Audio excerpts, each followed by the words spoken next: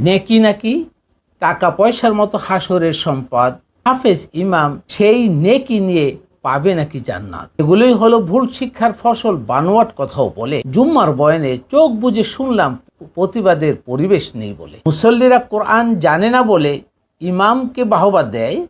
ইমাম সাহেব সাজানো গল্পের ঝুড়ি খুলে মাইকের ভলিউম বাড়িয়ে দেয়। ইবলিসের কাজ এরাই করে। ভুল শিক্ষার ফলে শুধরাতে চাইলেও শোনে না তারা পথভ্রষ্ট হয়েছে বলে। কোরআনের জ্ঞান অর্জিত হয়নি বলে মিথ্যার ঝংকার ছুঁড়ে আদালত প্রাঙ্গণে বাদী বিবাদী কিংবা উকিল সবাই মিথ্যার কৌশল খোঁজে।